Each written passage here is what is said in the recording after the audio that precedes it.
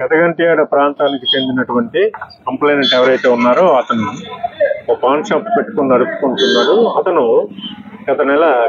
ఈ సంవత్సరం ఫిబ్రవరి మాసంలో పీడిఎస్ రైస్ తీసుకెళ్తూ పట్టుబడ్డాడు. పోలీసులకి పట్టుబడితే అతని యొక్క వాహనాన్ని, అతని స్నేహితుడి యొక్క వాహనాన్ని, మరొక వాహనాన్ని కూడా పోలీసు వారు సీజ్ చేయడం జరిగింది.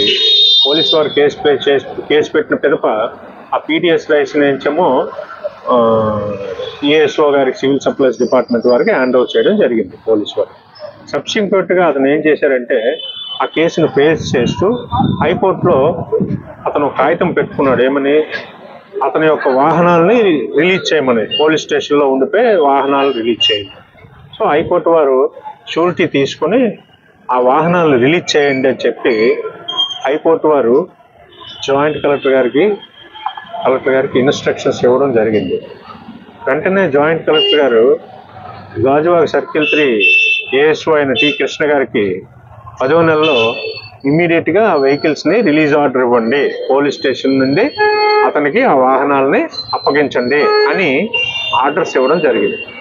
సో అప్పటి నుంచి ఇతను ఏంచేమో సదరు కంప్లైనెంట్ గారికి వెహికల్కి 5,000 రూపాయలు లంచం డిమాండ్ చేయడం జరిగింది. సో లంచం ఇవ్వడం ఇతను ఇష్టం లేక బతిమాలుతున్నాడు. గత నెల 18వ తారీఖుని, అలాగే 25వ తారీఖుని, అలాగే మొన్న 1వ తారీఖుని కూడా వచ్చి బతిమాలితే ససేమేరా ఇతను ఇవ్వనని చెప్పాడు. లంచం ఇస్తే కానీ వెహికల్ రిలీజ్ ఆర్డర్ నేను ఇవ్వను అని కరాఖండిగా చెప్పాడు. సో ఆ కారణం చేత లంచం ఇవ్వడం ఇష్టం లేనటువంటి కంప్లైంట్ ఎవరైతే ఉన్నారో మాకు వచ్చి రిపోర్ట్ చేయడం జరిగింది. మేము ఆ ఫిర్యాదుని స్వీకరించి కేసుగా నమోదు చేసుకుని ఈరోజు సదరు వ్యక్తి 10,000 రూపాయల లంచం ఇస్తుండగా రెడ్ హ్యాండెడ్గా ఏఎస్ఓ టి కృష్ణ గారిని పట్టుకోవడం జరిగింది. ఇతను మేము అరెస్ట్ చేసి రేపు ఏసీబీ కోర్టులో హాజరుపరుస్తాము. అతని మీద కేసు నమోదు చేసుకున్నాము. అలాగే ఏ ప్రభుత్వాధికారి అయినా సరే తన జీతానికి బద్దుడై పనిచేయాలి. ఎటువంటి పరిస్థితుల్లోనే లంచం అడగకూడదు.